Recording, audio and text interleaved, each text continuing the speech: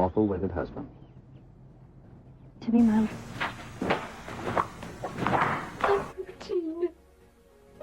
Not Bertine's heart. With a tramp like you? Well, I know it hurts being third rate, but aren't you accustomed to it yet? Oh, Robin, I see you. I myself the slut of Springfield! Son of a bitch in heat.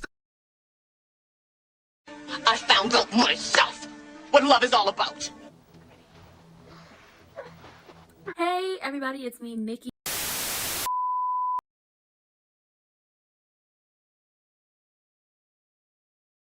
Child, we gotta catch up, right? We gotta catch up with everything because everything is everything. I am everything and everything. Nah, baby, it's not that situation.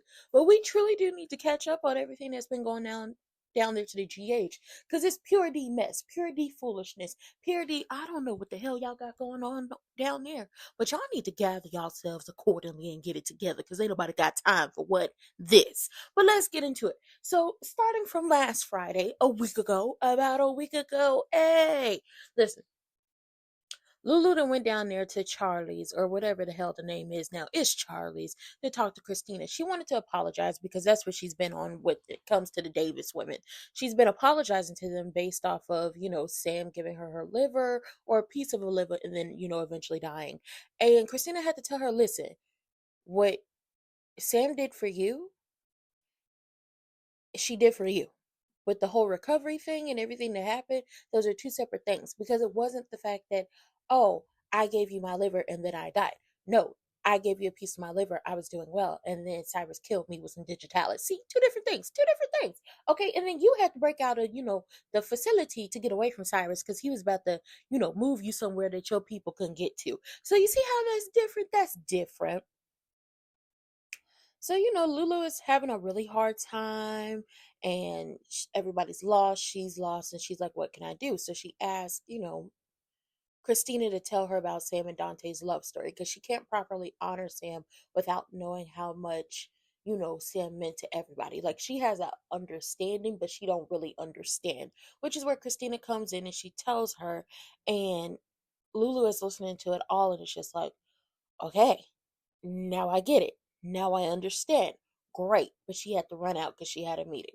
But Lulu is getting into the know, which is all we could hope for. We hope for her to get into the know.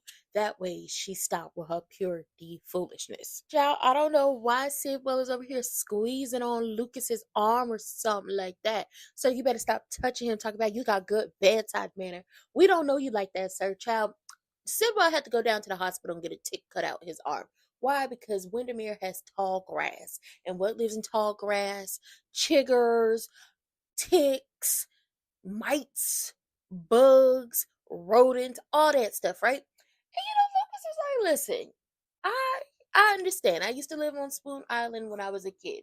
Because remember, Bobby and Stefan were married at one point. We'll get into that at a later time. And they're just talking, and he's asking Sid, well, do you like living there? He was like, it's cool. I'm having someone help me, redecorate and get it all together. It's Ava. Ava is helping him redo everything. And this is where Lucas lets him in on, Ava is my aunt. But it's just like, sir, stop going around and telling people your business. This is how things get misconstrued. This is how bad things happen. You see how that works out, Lucas? Stop telling people your business. I know Bobby raised you better than this. First and foremost, ill when it comes to Ava and Rick, because it's just like, Ava, you are letting this man kiss on you and possibly warm your bed in the future, but it's never been about you. Every time he goes after someone who has been with Sonny, it's about getting back at Sonny. He's going to try to worm his way into your heart and into your bed like he did Alexis and try to boast about how he's helping raise or is raising one of Sonny's children like he did with Christina. I wouldn't trust this man. But you know what? We got this whole custody situation worked out when it comes down to little baby Avery. She's not a baby no more, but she's still a child. We got it worked out. It's going to be 50-50. It's going to be better for Avery. Less Ava and Sonny fighting. They actually had a real conversation. And, Sonny is trying to get things taken care of because, he got a bum ticket and he ain't got time to be trying to fight with Ava. He's trying to take some of that stress off of him. Ava's like, listen, after Rick gets upset about her and Sonny negotiating, and then Sonny's like, listen, 50-50, we stop arguing. This is about Avery. We take some of the stress off of her. We actually do better as parents. Cool. I have Diane do the paperwork. Rick is like, why would you do that? Why would you do this? It would have been better to have this go to court. And she's like, better for who? Better for Avery? Better for Christina? Like, Rick is so adamant on being so fucking hateful when it comes to his brother, all because he feels some type of way about their mama choosing to keep Sonny, which is like, his life wasn't no better. I don't know how many times we have to go over this, Rick, but Sonny's life was not better living with his mother. But okay, well, y'all mother.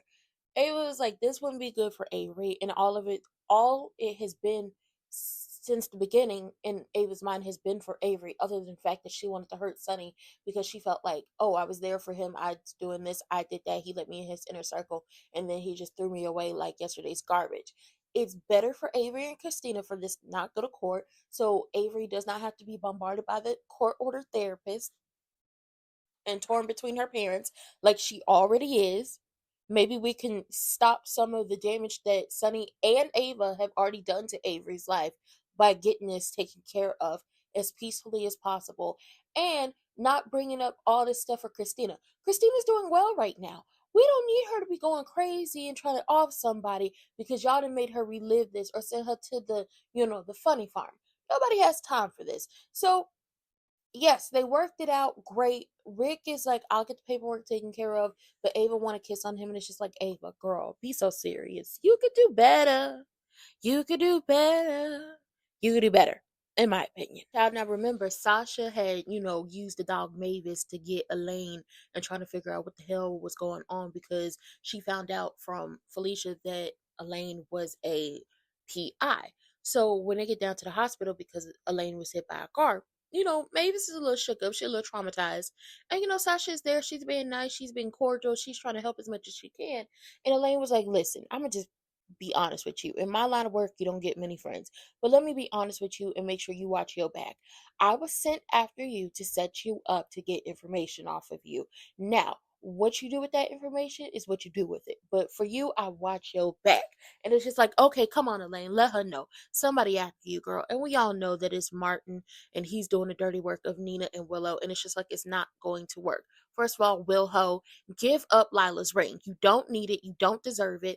And honestly, I don't give a good goddamn that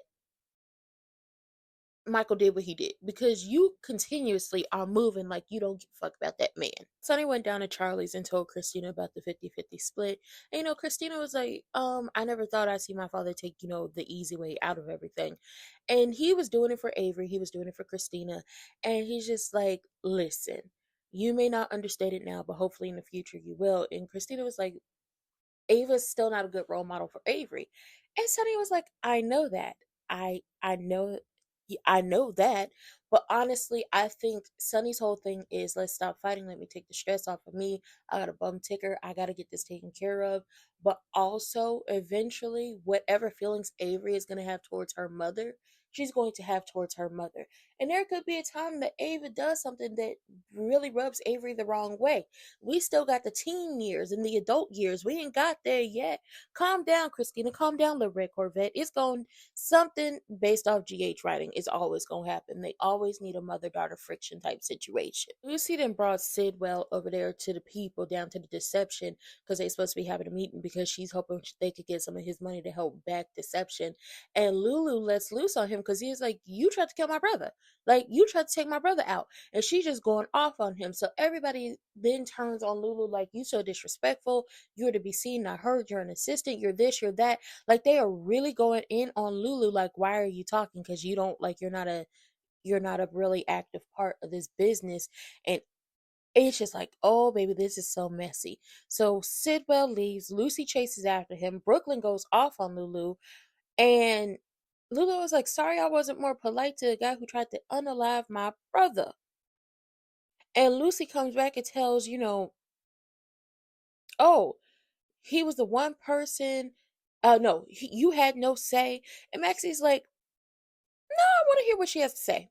Like, we had to hear all these things when it came to Sonny and about taking his money. We need to hear everything about Sidwell before we take his money. We need to know who we're going into business with. And honestly, I can agree with Maxie being calm and explaining that. I want to hear everything about him, the good, the bad, the ugly, the indifferent. I need to hear everything. We need to know everything. We need to do background checks on this person if we're going to go into business with this person. And while the way Lulu went about it was not, I would say politically correct, it wasn't respectable, like respectability politics. It wasn't all of that. I have no problem with what she did because, yes, y'all need to know all these things before you decide to do business with anybody. Truly. It was messy, but y'all need to know these things. So shout out to Maxie for expressing that. Now, let me just tell y'all this. Y'all done woke up Natasha Cassadine. Y'all done woke her up. She's pissed off and she wants to take out Cyrus. And, Jason has to kind of talk her out of that because it's like, that's not who you are. And it's just like, no, baby, that's who she is. She's tapping into that Cassadine that she had let go so long ago. And it's just like, at this point in time, both Jason and Alexis talk each other down from taking out Cyrus and just letting the law handle it. And it's just like, y'all are better than me. Y'all are so much better than me. Alexis is hurting right now and she don't know what to do. And she's trying to deal with Christina and Molly and ABS, but it's kind of hard to deal with all of this at one time. So it's just like, Miss Girl, Miss Mamas, Natasha is woken up and whatever happens, happens at this point. Now, Isaiah had to warn Lucas about Sidwell because it's like, nah, he tried to take me and Lucky out. He not a good man. Don't fall for it. Don't fall for it. Don't go for it. He not good people. Now, Cody and Molly, they stuck on the roof and she's snapping um about him questioning her and being upset about some papers, and she's like, it's my sister's autopsy that I had to get. And he apologizes and everything, but they stuck on the roof. They stuck on the roof and it's not cute. And the fact that she had to risk her job to get the paperwork and she's stuck on the roof, she not having it. They cold, they freezing. She don't want to be up there with him, and now they flirting. And it's just like, I don't see it. Molly and Dex, I saw that, but Molly and Cody, I don't see it. I don't see it whatsoever. This man is down to his pants. Okay, he trying to get people's attention, and eventually the jeans drop in front of Isaiah and Lucas, and they look up and they see Molly and Cody trying to get some help. Okay, come save me. Come save me. Okay. And it's just like, oh, this is messy as hell. So when we in the parking lot, okay, Natalia if asked some dude, if he had a cigarette. And behind her is Sidwell, and he's like, I thought you gave up that filthy habit years ago. And she told him, I gave up a lot of things that were bad for me. He was like, including me, seeing as how you slipped out of that meeting. I take it you haven't told your coworkers we were married once upon a time. What? Y'all was married? No! Child, this is messy as hell, and I don't like it. I don't like it. I knew she couldn't be trusted. They was married before. Child, this is messy as hell. This is messy, baby. Messy, messy. Yeah, so messy, baby. Yeah. Not Natalia and Sidwell being married once upon a time. So does that mean that Sidwell is Blaze's father and the father of her son? Oh my God. This is some trifling-ish right now. But we gotta move on to Monday. We gotta move on to Monday. Maybe it's Monday and we got Will Ho and meeting her lawyer Martin. And Martin's upset because Elaine is out of commission. So that Elaine can't be used to find dirt on Michael. And they want to find dirt on Michael to get Willow whatever she wants in a divorce and a custody agreement. And it's just like at this point in time, there would be no goddamn divorce had she not gone to DC with Drew. How many times do we have to explain that to you bitches? Okay? Has she not taken off the DC with Drew, there would be no divorce or no custody thing going on because Michael wanted his life. He wanted his wife. But she get a call because Martin is trying to tell her, listen, divorce don't work that way. We need dirt to get our way. And it's just like, y'all are pathetic. Y'all are sad. And when Carly finds this out, she's going to let loose. She's going to rain hell down on y'all. But Willow gets a call and is told that her car has been impounded. Why has her car been impounded? Because her car was on Quartermain property and Tracy had it removed. I don't think you understand. You don't live here no more. Your car does not need to be on this property. Point blank and the period. Child, Matt come down to the police station and he want to know why Jason is in the interrogation room, and Anna has to explain, well, he did threaten Cyrus and we're trying to keep him here so he does not kill Cyrus. And Mac is like, child, please, like, it would be a bad thing, okay? It's not like he would leave evidence. And Anna being the moral, compass on her moral high ground or whatever, it's like, yeah, but we can't just sit back and let the resident hitman take out Cyrus. And it's just like, child, yes, we can. I don't know where y'all we can. Y'all just don't want to do it. And it's just like, listen, if he's here, he don't take out Cyrus, and then we're getting closer to getting the evidence we need. And it's just like, yeah, okay, whatever. Whatever. Whatever. I gotta say it again. Whatever, Anna. Now Liz come up to the, interrogation room, and she talking to Jason, and she's like, I never seen you threaten somebody the way you threatened Cyrus. And he was like, honestly, it was all about my son. It was all about Danny, which she understands because she's a mother and she's a lioness and she will go to war for her babies.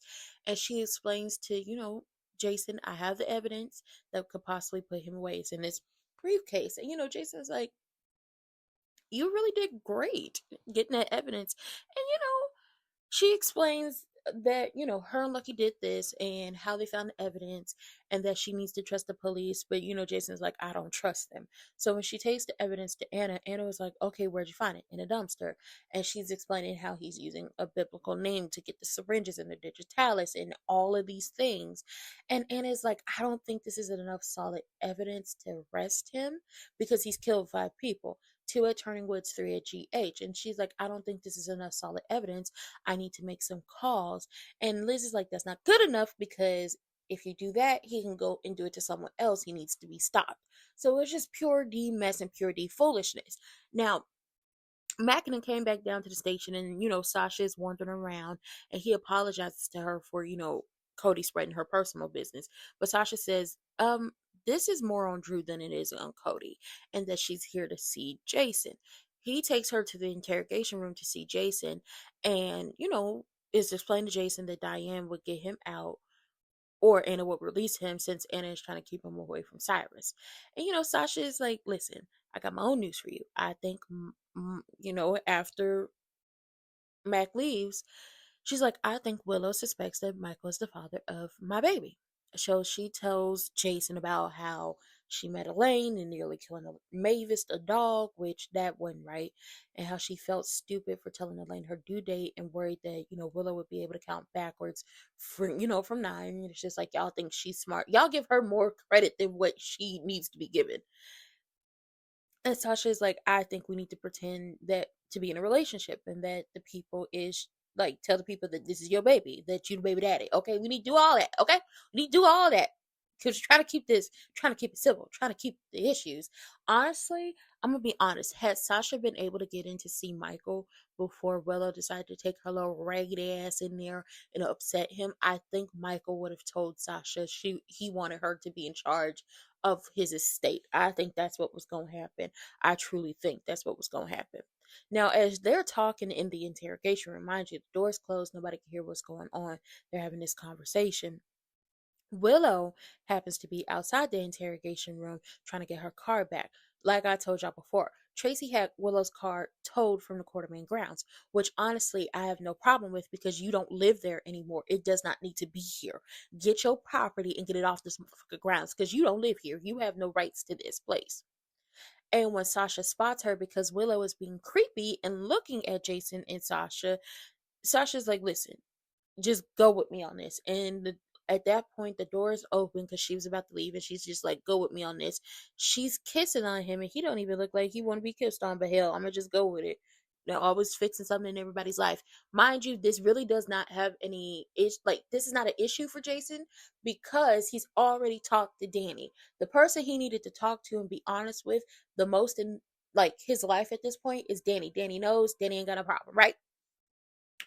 And Mac and Anna see, and it's just like, oh my God, this is messy as hell. And it's just like, oh my God, yes it is. Don't we love it? We love mess. We love foolishness. We love it all. And this is where some mess and foolishness start because Liz told you to go get that man and lock him up, but she didn't do that. So as Cyrus is hideaway, he's, reading the Bible. He's staring at a flower Jocelyn had left behind, and he takes out a box of syringes and digitalis, and he's prepared to kill again. and he got the syringe full. He calls GH to ask, where Liz is, and he finds out she's at home. So he about to pop up on our good sis Liz. Yeah, Anna, what were you doing? Where was your antennas when he was about to trying to take Liz out with the digitalis, huh? Now Sonny goes over there to talk to Carly, and he explains to Carly that 50-50 custody was his idea, and she was like, something's going on, because I don't think he would ever just like give up like this. He's not trying to tell her about that bum ticker, because remember, his heart problems, like what happened to him to cause heart problems years later, happened during his marriage to Carly. And if y'all don't know, y'all gotta go look up the anniversary clips when they had all the Carlys pop back up again on him, and also the clip of Carly talking to yelling at the doctors, and it goes, no, my husband's not dead, y'all need to work on him. And she's going off, and this is Sarah Joy Brown Carly. And when they did the anniversary episodes with all the Carlys, she looks at him. Sarah Joy Brown is back playing the Carly like it's all the Carlys. She tells him, when your heart stopped, my heart stopped, because he was shot in the chest. So yes, Carly would understand what's going on and what happened, and she might low-key blame herself for it. He's not trying to tell her, and she was like, there's something more to this situation with the custody, because you can't tell me that Diane told you wouldn't get sole custody and you still wouldn't fight for sole custody. So he tries to change the subject, like we need to figure out who firebombed the penthouse.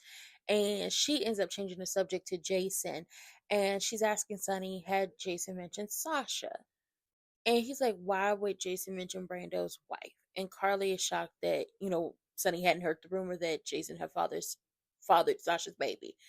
And Sonny's like, I don't think that's true. And, Carly was like, I'm not sure. And she was like, I wonder if he's pretending to be the father of Sasha's child, like he pretended to be, Michael's father. Like, is this history repeating itself? And Sonny is like, that's not your business. And Carly's like, but it is my business. I want to support Jason, or find out what's really going on so then I can support him in that way. And he's like, listen, Sasha might not have wanted people to know who the father of her baby was. And if that's true, maybe the pregnancy resulted from a one night stand.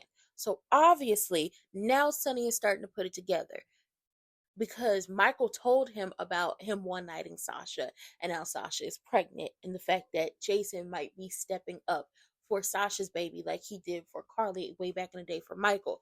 Sonny is starting to put it together. Carly has it put together, but she ain't found the other factor in this situation.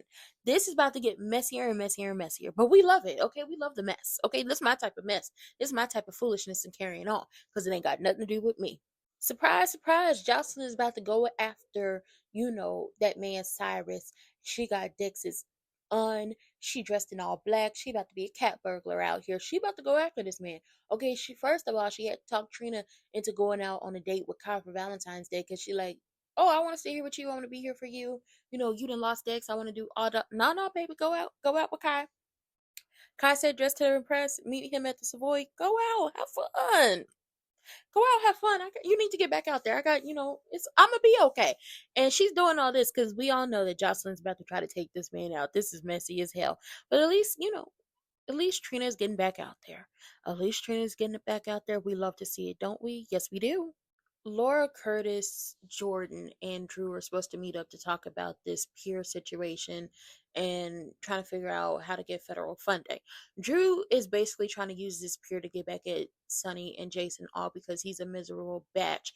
And once again, I'm saying, with his raggedy, broke ass renting houses and leasing cars, that's got to be Shiloh. He wants to work with Sidwell. You are a nutbag. Sidwell firebombed an apartment that set your nephew on fire. But then again, you don't give a fuck about your nephew because you took his wife and now you're trying to take his children. You are awful. He basically told Lord Jordan and Curtis that if y'all allowed Sonny and Jason to use the pier like y'all have been doing, then it won't get no federal funding. You won't get anything. I'll let that bill die on the committee floor, but you gotta let Sidwell do it. And it's just like, Sidwell tried to kill Lucky, Jason, and Anna, and Holly, and Sasha. What is wrong with you? You psycho. But you know what? Drew don't give a damn about nobody. He don't care about nobody. He only cares about himself. He's a selfish motherfucker. And that's why he raggedy and broke and ain't got nobody and gonna get embarrassed and left at the motherfucking altar, or he gonna get his child snatched away from him. Natasha Cassadine is about to clock the end because you trying to replace her daughter with Willow. She ain't about to have it. She not about to do it. You about to get taken down a peg, and I can't wait. I wonder if we release that video. I'm not for, don't release the video. But, something got to give when it comes to Drew because he getting on my last motherfucking nerves. But we got to get into Tuesday because everybody getting ready for Valentine's Day, okay? Everybody trying to get lovey-dovey, okay? They want to kiss, okay? They want to do all those good things. Like I told you, everybody want a little lovey-dovey. Everybody want a little kiss. Everybody getting ready for Valentine's Day. So, let's get ready for Valentine's Day. And it's her and Lucky, and they're talking, and they're having a good time. And they're talking about the whole Cyrus thing and what their plans are. Aiden come in with his little friend, his little boyfriend, his name Tobias, okay? And he like, we got a little Valentine's skating event or whatever. But mama, let me talk to you real quick. Talk to you in private, okay? Let me talk to you. And he's like, listen, I don't know how you feel about being alone with, my father or whatever. So if you want me to stay home and chaperone this whole little shindig or whatever, I'll do that for you. Because, it's tough raising your parents. And if you don't want to be alone with him, because I don't really want to leave you alone with him, just in case, y'all want to get to some extracurricular activities and try to give me another sibling. We ain't on that type of time. So what we trying to do? And she tell him, go ahead about his business. Okay, little boy, go ahead. Stop trying to be all up in my business. That's not what she said, but that's what she said in so many words. So when they leave, Lucky comes in and they're talking, and she explains how Ada wanted to be their chaperone.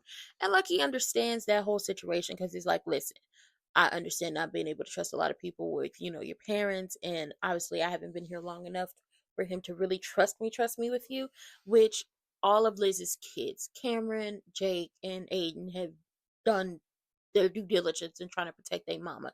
So later on, they talking in the kitchen. He telling her how beautiful she is. And they getting closer and they inching closer to each other. And they kiss or whatever. And then he leaves. And then it's a knock on the door. And she thinking that it's Lucky and he forgot, a piece of cake or whatever. Nah, bitch, it's Cyrus. And it's just like, oh, hell, it's about to break loose. My God, today. Why? Just why? Obviously, the people is trying to set it up to be like, oh, Jason took out Cyrus because Anna down there to the police station talking about, we got enough evidence to connect him to all the murders, including Sam's. We'll get justice for her the legal way, and we're just waiting for a judge to sign off on the warrant. Obviously, the judge, she gets a call and it's like, oh, the judge ain't gonna sign off on that warrant until the morning time. So she begs and begs and begs Jason not to take this man out. And it's just like, Jason's not gonna take him out. He not. He keeps his word. He said, I'm not going to do it. He not going to do it. And stop begging. It's beneath you. It's unbecoming. Talking about, well, if you take him out and make him disappear, then I look the other way. The people are going to look at me because we're friends. And it's just like, child, please. You know how many people Jason took out and everybody down there, the PCPD, then looked the other way? And they wasn't friends? Be so fucking for real right now. He not going to take that man out and guarantee Jason going to have him a solid alibi by the time, Cyrus does get taken out. Mac over here with a migraine, and Felicia is trying to, soothe his head. And he's like, I ain't had this migraine since Robin and Jason dated. And it's just like, nah, you ain't had this migraine since Stone and Robin had been dating, okay? It just carried on to Robin and Jason. And he's like, I'm pretty sure that, Jason took advantage of Sasha's heartbreak, which Felicia had to gather him up and say, baby, that wasn't it. We all know from our own experience that the heart wants what the heart wants, and people are going to do whatever they're going to do. And nobody had to take advantage of anybody to get down and busy. But Felicia gets his mind off of things, talking about Valentine's Day and the chocolates and all that great stuff. Lulu bought, some cupcakes for, Rocco, and she brings him to the queues, only to find out that Rocco is also at the skating event. So she feels dumb about bringing cupcakes. And then Dante explains, hey, those cupcakes, I tried to bring them to Rocco years ago, but Rocco didn't want them because they reminded him of you. And so she feels like a bad mom even then. And she's just like, I don't know what to do. I don't know how to connect with him. I don't know how to do this. And Dante is like, listen, there is a light in Rocco's eyes that I haven't seen since he was a kid when you went into the coma. So you're doing fine. You are a good mom. You even went to Prague to find your other child. Just take it day by day, step by step. Honestly, that's all you can do. Y'all are on a learning curve. You haven't been his mom for 4 straight years, like an active participant, because you've been in a coma. Somebody else was mothering him and parenting him in your absence, and now that person is no longer here, and you're back, and now you have to get back on. It's like a bicycle. You get back on, and you got to learn to ride it again, and it's gonna be fine. Damn, Lulu, girl, stressing me out. Now everybody down to the Savoy trying to have a good time for Valentine's Day. Spinelli is trying to do Maxie's bidding because Maxie is at home with a cold, and so she didn't set Lucas up on a date with a man named Gunther, who's a model. But Lucas really hasn't been dating, so Gunther was like, I don't think you're ready. But when you are, get my number from Maxie, and he leaves. So Spinelli is upset because he feels like he failed, Maxie. On top of that, Lucas and Brad get to getting drunk down to the bar. Okay, they throwing back shots and throwing back drinks, just being booze bags. Okay, Trina and Kai come through, and Curtis has to stop Portia from causing any issues and interrupting them because she is a helicopter parent. Always want to be all up in Trina's relationships. Had she let Trina and Spencer be together, probably would have had a better love story, without all the issues. And Kai's talking about how this is the hottest club. He heard about it. He had to pull some strings to get in. And this is where Trina has to tell him, "Oh no, you didn't really have to pull no strings. This is my daddy club." Which, she tells Curtis and Portia to come over, and they get to talking. Brooklyn and Chase come through, and a special guest, the special musical guest, is Chase, and he's singing an original song that Brooklyn wrote, and she's just so happy, and it's just like, oh, love is in the air. We love to see it. We love to see it. Child, in a cute little moment, even though it's not giving what it's supposed to give. I miss the old Brennan. Just like Candace from Potomac, whatever he wants, give it to him. Because, ooh, that man had the energy, okay? He was giving gumption. He was giving all BDE. Carly is cleaning up the kitchen after baking with little baby Donna and little baby Avery, okay? She's spending Valentine's Day with her girls. And she's cleaning up the kitchen, and, Jack pops up on her with, some champagne and some flowers. Now, mind you, she don't know that he gave Jocelyn the coordinates she needed to get at Cyrus. She don't know that. But he over there. So when she's about to put some water on the flowers or in the vase or whatever, the sink springs a leak. So he starts, working on it and everything. And we find out that he did not come from a long line of super spies. He came from a long line of plumbers. His father was a plumber. He's the son of a plumber. And he gets things done, and they kiss and they have a little moment. And she was like, I like knowing something about you that nobody else knows. And it's just like, ooh, how cute. But baby, we getting into Wednesday. And I heard Wednesday was hump day. But we're still in Valentine's Day. But I also feel like Wednesday is about to be a messy ass day for General Hospital. So let's get into it. We knew Cyrus was crazy, but I didn't realize how crazy he was. He thinks that he's been sent from a message from the Lord above that he must return all of God's children back to him, and that he started doing this because he popped up on Liz, and Liz was like, I don't want you to be here, but he gets himself in the house and starts to explain why he did everything that he did. He tried to take Lulu out because he felt like, she was laying in his hospital bed, she wasn't getting better, and it really didn't matter what Laura Rocco wanted or the hope that they had for her. He was going to make the decision for his sweet niece because this is what the decisions that needed to be made. So he decided he was going to take Lulu out. Now, he started by giving her medication that caused her liver to fail, even though originally everybody thought it was the medication she was on and the fact that she was so sedentary that caused the liver to fail. No, he gave her some medication she didn't need. Her liver failed. She had to get a liver transplant. He decided to take Sam out because Sam was a test subject. It was a way of seeing if he could use digitalis to get rid of someone and do it. And he was like, well, it was relatively painless, so of course I did. And why did Dex have to go? Dex had to go because Dex was getting too close to finding out what happened to Sam. Because remember, Dex was like, I saw you, because they thought this was when he messed with Lulu's ventilator. And he was like, I saw you on the floor, and Laura told you to stay away from Lulu. Nah, baby, that's when he was taking out Sam. So, he had to take Dex out. What about your mama? Well, she was struggling, and she was in a long-term care facility, and she just needed to be returned to the Lord. And all of this, when he mentioned Dex and how Dex was a witness, Elizabeth was like, that sounds like old Cyrus, not the new Cyrus. You have yet to change. Baby, let me tell you something. This was messy as hell. This was messy as hell. And he was like, I can set her free. Talking about his mama. If I could set her free, I would. If I could, I would set her free just like any good son. And Liz is trying to feign like, oh, I understand. And he says, now I know your purpose is not unlike mine, to help and to heal. And he's like, okay, Cyrus believes her and understood that nothing could jeopardize his mission. He pulls out some digitalis and he grabs her and he about to inject her. But nah, baby, Lucky comes storming in. Lucky came in. Liz was able to get away. She called 911 and Cyrus and Lucky are struggling. And Lucky gets stabbed with the digitalis in the thigh. Oh my God, this is messy as hell. All the other people out there in the world was like, Cyrus isn't crazy. Cyrus isn't this. Cyrus isn't that. That man is crazy. He's crazy, okay? He's a few french fries short of a Happy Meal. The mall is open, but ain't nobody shopping. He truly thinks that he is getting messages from the Lord to take people out. And it's just like, who are you to decide who gets to live and who gets to die? Who are you? You're not him. The man crazy. Poor Lucky. Then got stabbed with some digitalis. Lord help him. Save him. Now, Carly and Jack are in the kitchen, having a little champagne, having a little kiss, having a little moment, but little baby Donna calling out to her mama. So Carly go get her, bring her down to the kitchen, and she look at Jack and she like, you look tired. Maybe you should go to bed. Okay, shout out to Donna. You look tired. Maybe you should go to bed, okay? And Donna had a bad dream, and he explains to her why people have bad dreams. So then Donna starts to ask him questions, and she asks about espionage. He tries to explain it, but it don't go well. And Carly is like, let me go ahead and stop this. Come on, Donna, let's take you back, get you back to sleep. So when they leave, he gets a text, and he has to leave.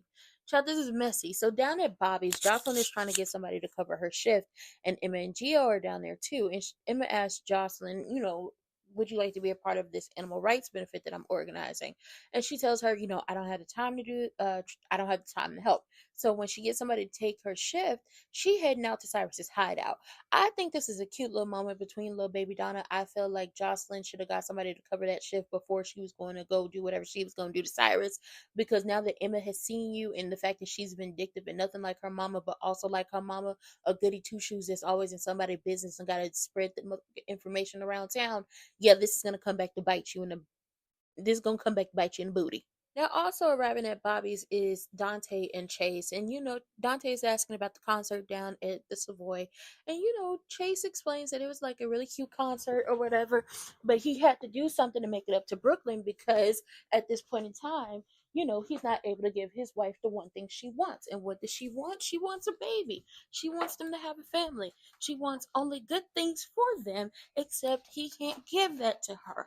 Now, also down at Deception, this is the reason why the fellas had linked up and was having a meeting down at Bobby's. Is it was issues down at Deception. It was a meeting that had to be had. This client was yelling at Lulu, so Lulu decided to yell back at the client, which caused issues between Lulu and Brooklyn, because Lulu is like, you got the perfect life, you got the perfect husband, you got the perfect job, your life is just perfect, perfect, perfect. And Dante ends up walking in and he has to explain, because he breaks up the situation. He explains to Lulu that as much as you think everything is perfect for, them, it's not. They're having fertility issues. And my situation with this is, obviously Lulu and Brooklyn are never going to be the best of friends. But seriously, Dante, you talk too much. Why would you tell this woman that lady they having fertility issues so she could rub it in her face? Really? Is this the type of time we on? Is this what you go around telling people? You make a terrible cop. You can't be trusted. You can't be trusted. Brad and Lucas down at the Savoy chatting it up and getting drunk as a skunk. The Valentine's Day did not turn out how they thought it was, but neither one is complaining. Curtis and Portia are dismayed that they see Andrew and Willow walk into the Savoy acting like their relationship is perfectly normal, which is not. And it's just like, wow. Portia says, wow, taking your nephew's wife out for Valentine's Day. Now that's a choice. And it's just like, girl, we see each other. That's a choice. Okay. That's a choice right there. And, Curtis is like, I can't believe he would show his face after what happened between the two of them. This is disrespect. This is disrespect. So, he's like, okay, since he want to disrespect me, I'm going to disrespect him. And he tells the bartender, Neka, I believe that's her name, to deny service to Drew next time he wanted to book a table. He wanted a drink. He wanted anything.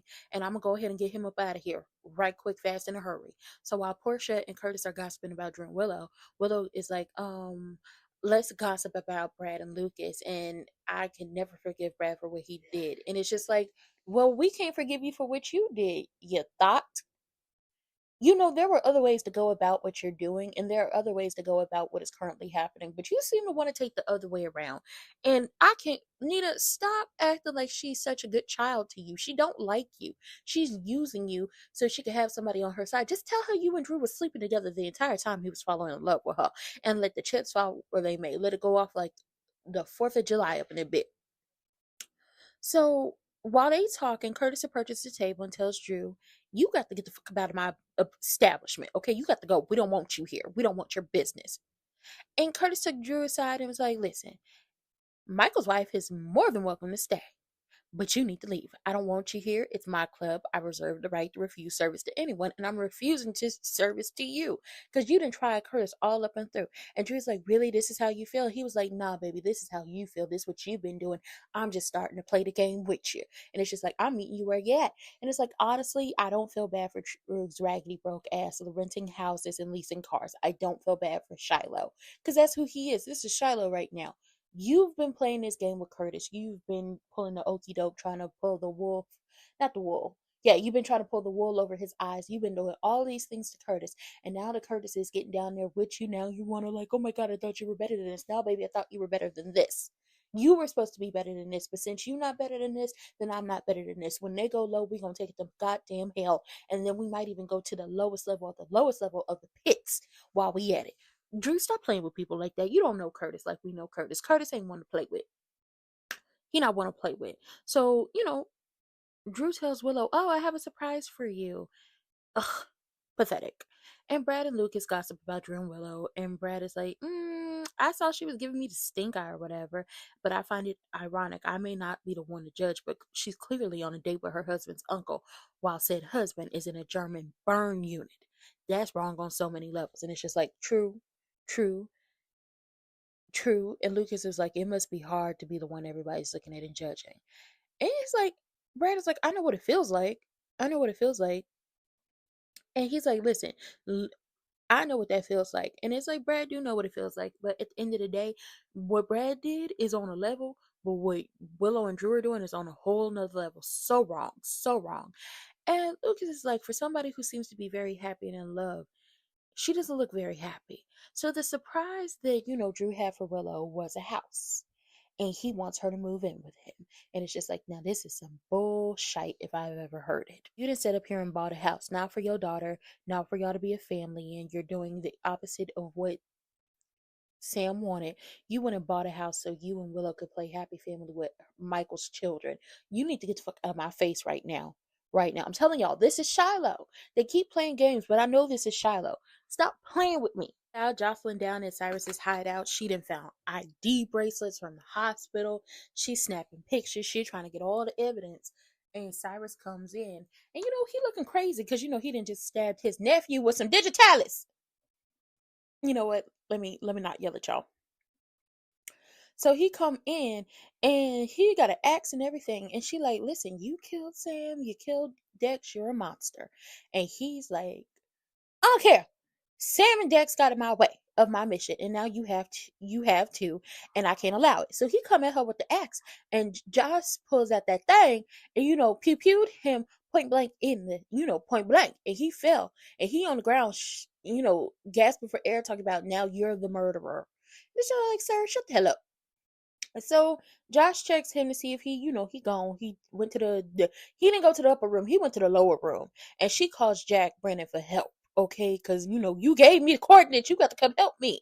Now, when it come down to it, what happened to Lucky? So how did Cyrus get away? Well, Cyrus, stabbed Lucky with the digitalis.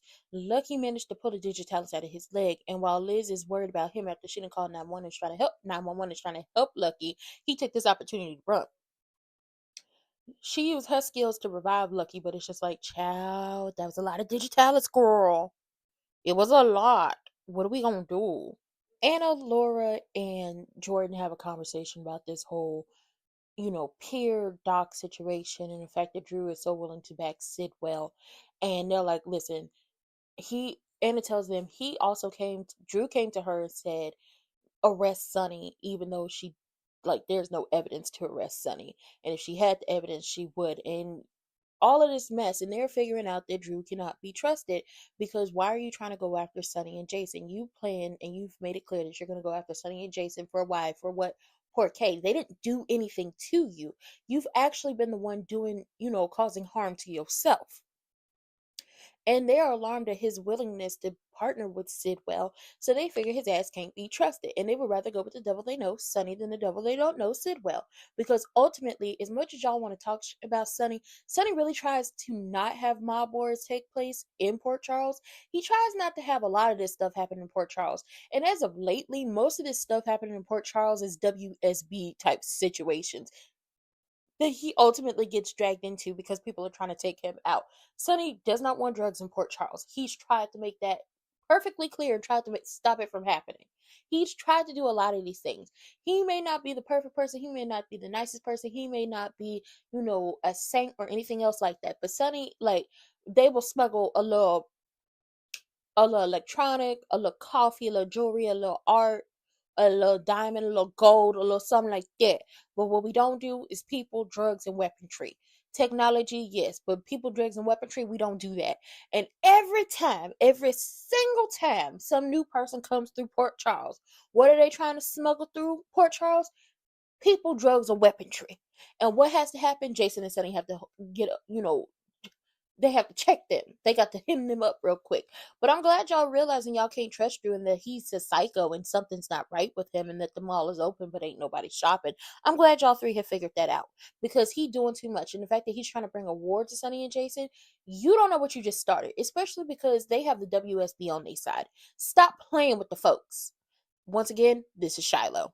Telling y'all this is Shiloh. It would only make sense if this is Shiloh and trying to get back at Sonny and Jason for ending Dawn of Day and stopping the mess that he had created. That's all I'm saying, because it makes no sense of why Drew is trying to go after them like he's trying to go after them. It makes positively no sense.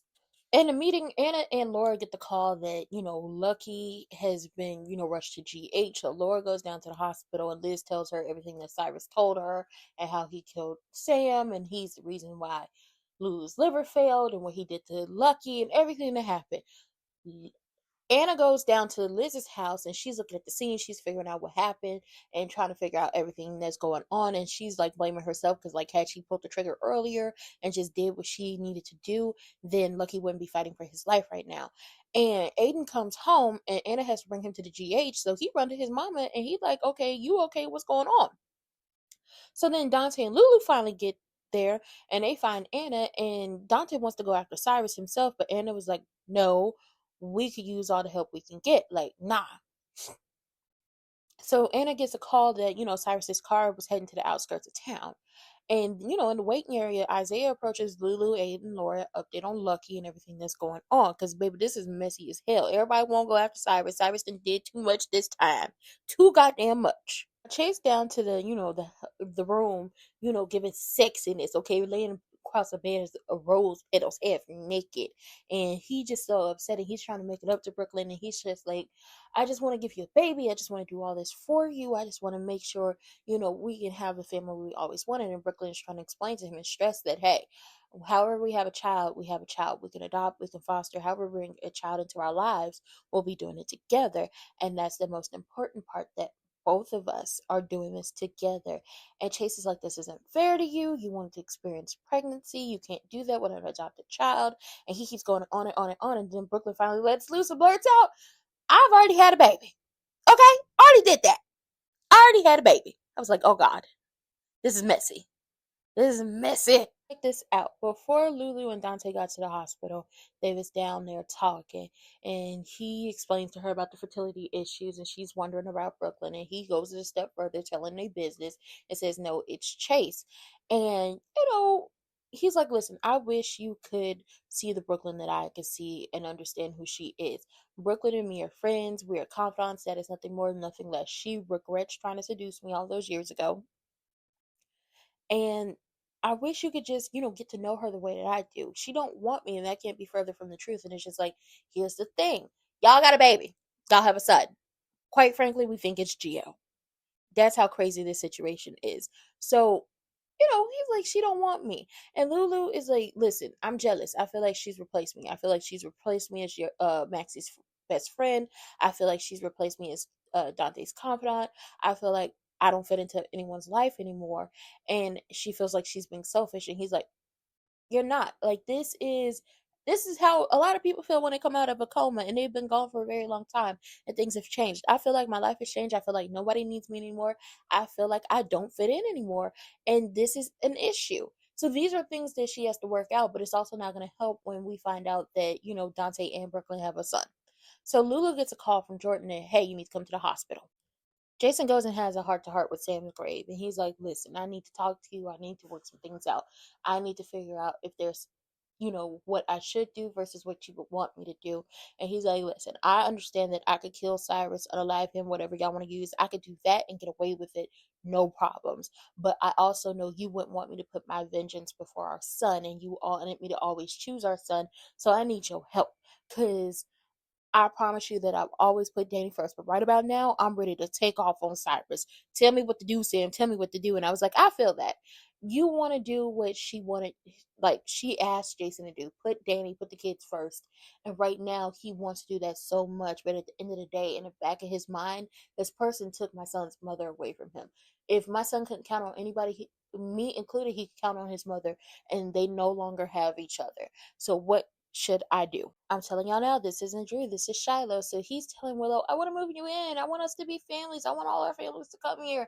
And she was like, I can't really say I want to do that with you. Like, I want to be with you, but I haven't even told Wiley that, me and Michael are separating. It wouldn't feel right to move Amelia in here either. Wiley still thinks that his father's away, and when he comes home, we're going to be together. Like, she is yet to tell her kids the shit she started and how this is beginning to fall out. And she does not want that to be an issue for her kids. And while she wants to be with Drew, it don't feel right. It feels wrong to move the kids in with him and be a family. He's trying to pressure her, and he's trying to tell her all the advantages of them having this house and living together. And he's like, you know what? No pressure. I'm gonna back off of you. We have the rest of our lives. And it's just like, this is weird. And he even wanted her to tell the kids about their relationship, and she was not comfortable with telling them kids like that. Telling the kids that they're in a relationship yet, especially with Michael still being in the burn unit. This is weird. This is disgusting. And he ends up taking her back to Nina's. And when he gets home, Jason is in the living room, and he wants to know what Jason is doing there. And Jason's like, I'm here to make peace. And he's like, well, why the hell would I want to make peace with you? And it's just like, once again, you got your ass beat for sleeping with your nephew's wife. Point blank in the period. That's it. That's all. Nothing more, nothing less. That's why. But you always feel like you're second best to Jason. And I'm telling y'all, this is Shiloh. Because the Drew that we knew before he, was presumed dead, he wouldn't feel this way. He wouldn't feel like he was second best. He had carved out his own lane. And he was like, why would I make peace with you? And he was like, for Sam, because it's what Sam wanted. Obviously, you keep going against what she wants, dummy. Down at the Savoy, Stella is finishing up her night with Curtis. And, Curtis is asking Auntie, listen, I need a favor from you. And she's like, okay, baby, what you need? And he was like, I need you to introduce me to that congressman that you knew in Baltimore. And he's like, before Drew destroys everything I'm building. And he basically breaks it down to her and explains everything that's going on, and that his friend has changed, and he's obsessed with revenge. For what reason, we don't know why. It's not like Sonny and Jason did anything to you specifically, other than that ass whooping you took. But that ass whooping you got is the ass whooping you deserved, okay? And Stella, felt like Drew brought all his problems on himself, which he has, and he did. And she agrees to help Curtis, and I'm here for it. Let's take Drew out at the knees before anything truly bad happens, because he is awful. He is terrible. He is trifling. Let's get it done. Let's get it done. Let's get it what motherfucking done. But that was it for this really, really long catch up of Dem Soaps. Okay, we had to catch up on everything. We got to get it ready because Monday we are going live for a live watch along of Beyond the Gates, and we're going to make sure we get Friday's episode of General Hospital out to you very quick, fast, in a hurry, and as in depth as possible. And we got so many great things coming up on the channel. I got some videos I'm preparing for, some shorts, some lives. So just come back to the channel and check all of it out. That was it for Dem Soaps. Don't forget to like, comment, subscribe, share, post notifications on, and share me with your people. And don't forget to hit the links in the description box down below. And I'll see y'all for the next one. Bye.